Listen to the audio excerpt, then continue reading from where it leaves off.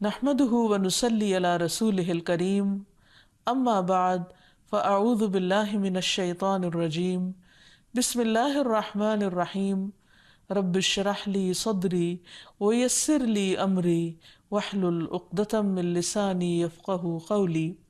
السلام علیکم ورحمۃ اللہ وبرکاتہ۔ ناظرین، پروگرام دعا کیجیے کے ساتھ آپ کی خدمت میں حاضر ہیں۔ آج ہم انشاءاللہ استخارے اور خیر پانے کی دعاؤں کے بارے میں گفتگو کریں گے۔ ساری خیر کا مالک اللہ ہے۔ جو بھی نعمتیں ہمارے پاس ہیں وہ سب اللہ سبحانہ وتعالی ہی کی طرف سے ہیں۔ اسی کے لیے ہے حمد و ثنا، اسی کی ہے تعریف اور اسی کے لیے ہے شکر۔ اور ہم مزید اپنی زندگی میں جو بھی خیر چاہتے ہیں اس کے لیے بھی ہمیں اسی کی طرف رجوع کرنا ہے، اور رجوع کرنے سے پہلے اللہ تعالیٰ کی حمد و ثنا اور درود شریف پڑھنا نہیں بھولیے۔ استخارہ کیا ہے؟ استخارہ عربی زبان کا لفظ ہے جس کا معنی ہوتا ہے خیر طلب کرنا، بھلائی حاصل کرنا۔ تو استخارے میں دراصل ہم انسان اللہ سبحانہ وتعالیٰ سے خیر و بھلائی کا سوال کرتے ہیں۔ اس کی تفصیلات آگے آئیں گی، لیکن جہاں تک خیر حاصل کرنے کا تعلق ہے تو ہم میں سے ہر شخص اپنے رب کا محتاج ہے۔ اپنی ہر ضرورت میں اسے اپنے رب ہی کی طرف رجوع کرنا چاہیے۔ موسیٰ علیہ السلام جب مدین گئے اور ایک درخت کے سائے کے نیچے جا کر بیٹھے جہاں وہ کسی کو نہیں جانتے تھے، اس وقت وہ بھوکے پیاسے بھی تھے اور ایک پناہ کی تلاش میں بھی تھے۔ وہ دشمن کے خوف سے بھاگے تھے، لہٰذا انہیں امن بھی چاہیے تھا۔ تو ایسے میں انہوں نے اپنے رب کو پکارا اور دعا کی، رب انی لما انزلت الی من خیر فقیر۔ اے میرے رب، جو بھی خیر تو نازل کر دے، جو بھی بھلائی تو اس وقت مجھے عطا کر دے، میں اس کا محتاج ہوں، مجھے اس کی ضرورت ہے۔ اور پھر اللہ سبحانہ وتعالیٰ نے ان کی تمام ضروریات پوری کر دی۔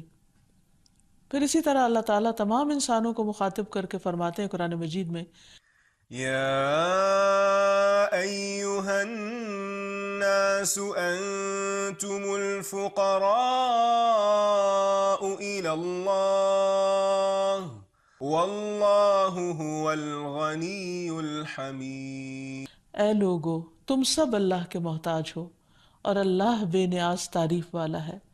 لہٰذا ہم سب انسان اللہ سبحانہ تعالیٰ کی طرف سے ملنے والی خیر کے محتاج ہیں۔ اور پھر اللہ سبحانہ تعالیٰ کا مومن کے بارے میں جو بھی فیصلہ ہوتا ہے وہ اس پر راضی ہوتا ہے اور وہ اس کے حق میں خیر ہی خیر ہوتا ہے۔ انس رضی اللہ عنہ سے مروی ہے کہ میں نے نبی صلی اللہ علیہ وسلم کو یہ فرماتے ہوئے سنا کہ مجھے تو مومن پر تعجب ہوتا ہے کہ اللہ اس کے لیے جو فیصلہ بھی فرماتا ہے وہ اس کے حق میں بہتر ہی ہوتا ہے۔ ایک اور حدیث میں آتا ہے، نبی صلی اللہ علیہ وسلم نے فرمایا، مجھے تو مومن کے معاملے پر تعجب ہوتا ہے کہ اس کے معاملے میں سراسر خیر ہی خیر ہے، یعنی مومن کی ہر حالت خیر والی ہے، اور یہ سعادت مومن کے علاوہ کسی کو حاصل نہیں کہ اگر اسے کوئی بھلائی حاصل ہوتی ہے تو وہ شکر کرتا ہے جو کہ اس کے لیے خیر ہے، اور اگر اسے کوئی تکلیف پہنچتی ہے تو وہ صبر کرتا ہے اور یہ بھی اس کے لیے خیر ہے۔ یعنی اچھا حال ہو یا تکلیف دہ حال ہو، دونوں حالتوں میں مومن کا رویہ مثبت ہوتا ہے۔ نعمت ملنے پر وہ اکڑتا نہیں اور تکلیف آنے پر وہ بلبلاتا نہیں، بلکہ اللہ سبحانہ تعالیٰ کی رضا پر راضی رہتا ہے اور صبر سے اپنے وقت کو گزارتا ہے۔ بہرحال آج چونکہ ہمارا موضوع استخارہ ہے تو ہمیں سب سے پہلے اس کی حقیقت سمجھنی چاہیے کہ استخارہ کیا ہوتا ہے، کب کیا جاتا ہے، کیوں کیا جاتا ہے، اور اس میں مومن کے لیے کیا فائدے ہیں۔ استخارہ عربی زبان کا لفظ ہے جس کا مطلب ہوتا ہے خیر چاہنا، بھلائی مانگنا۔ اس میں انسان اللہ سبحانہ تعالیٰ سے دعا کرتا ہے، وہ مسنون دعا جو نبی صلی اللہ علیہ وسلم نے سکھائی، اور اس کے ذریعے اللہ تعالیٰ سے خیر و بھلائی چاہتا ہے، اور اس میں کہتا کیا ہے کہ اے اللہ، اگر فلاں کام میری دنیا اور آخرت کے لیے بہتر ہے تو اسے میرے مقدر کر دے، کیونکہ کامل قدرت صرف تجھی کو حاصل ہے، اور اگر یہ کام میری دنیا اور آخرت کے اعتبار سے اچھا نہیں تو اس کو مجھ سے پھیر دے اور مجھے اس سے پھیر دے۔ سوال یہ پیدا ہوتا ہے کہ انسان کو اس دعا کی کیا ضرورت ہے یا استخارہ کرنے کی کیا ضرورت ہے؟ تو سب سے پہلی بات تو یہ کہ انسان کمزور پیدا کیا گیا ہے۔ قرآن مجید میں آتا ہے خلق الانسان ضعیفا، کہ انسان کمزور پیدا کیا گیا ہے، اور پھر یہ کہ انسان محتاج ہے، وہ اپنی زندگی کے ہر فیصلے میں اللہ سبحانہ وتعالیٰ سے رہنمائی کا محتاج ہے۔ انسان صرف کھانے پینے کا محتاج نہیں، اپنے فیصلوں میں بہترین رہنمائی کا بھی محتاج ہے۔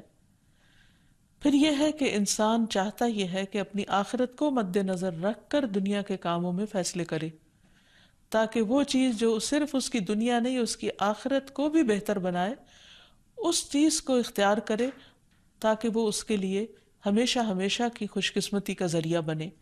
اور انسان اپنے مستقبل کے بارے میں نہیں جانتا، کسی بھی کام کے انجام کے بارے میں نہیں جانتا کہ وہ کیا ہوگا، اس لیے وہ اللہ تعالیٰ سے استخارہ کی دعا کرتا ہے۔ پھر اسی طرح انسان یہ بھی سمجھتا ہے کہ فیصلے تو حق کے ساتھ اللہ تعالیٰ ہی کرتا ہے، لہٰذا وہ اپنی کوشش کرنے کے بعد جب اللہ تعالیٰ سے دعا کرتا ہے کہ اب میرے حق میں تو بہتر فیصلہ فرما اور مجھے صحیح رہنمائی فرما، تو یہ بندے کے لیے انتہائی اطمینان کا باعث ہوتی ہے۔ انسان چونکہ جلد باز ہے، بعض اوقات انسان کے اوپر اس کے نفس کی خواہشات غالب آ جاتی ہیں، بعض اوقات انسان کسی چیز کو جلد حاصل کرنے کی کوشش کرتا ہے، خواہ وہ طریقہ غلطی کیوں نہ ہو، اور اس طرح وہ اپنے انجام کے اعتبار سے ایک خطرناک غلطی کر بیٹھتا ہے۔